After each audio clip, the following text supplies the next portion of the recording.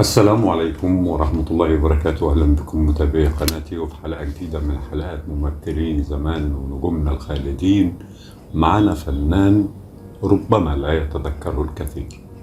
الفنان اسمه عمر أبو بكر. الفنان عمر أبو بكر هو فنان مسرحي وسينمائي وتلفزيوني من فنان الزمن الجميل. عملت معه في مسرحية نقول ايه بمسرح السلام عام 1991 و1992.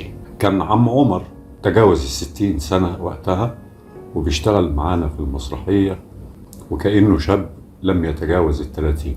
الفنان عمر أبو بكر بعد مسرحية نقول ايه عام 1992 بمسرح السلام للأسف لا يوجد أي معلومة عنه، هل هو على قيد الحياة أم توفى. الفنان عمر أبو بكر ليه أعمال كثيرة شارك فيها سينمائيا وتلفزيونيا ومسرحيا، ومن ضمن هذه الأعمال نذكر له مسلسل وفاء بلا نهاية كان عام 1978، وفيلم القط أصله أسد سنة 1985، ومسلسل ينابيع النهر عام 1986، وشارك في مسلسل ليالي الحلمية في عام 1990، وشارك أيضا في فيلم لن أعيش في حلمك عام 1990. من ضمن أعماله المسرحية مسرحية نقول إيه عام 1991 وعام 1992، ومسلسل ساكن قصادي في عام 1995،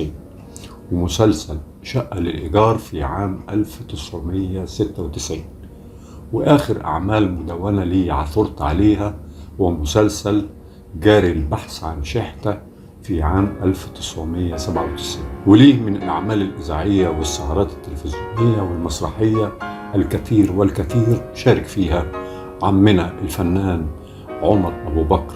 وللأسف لم أستدل على بياناته الشخصية سواء تاريخ ميلاده أو أي معلومة عنه، هل هو على قيد الحياة أم توفاه الله.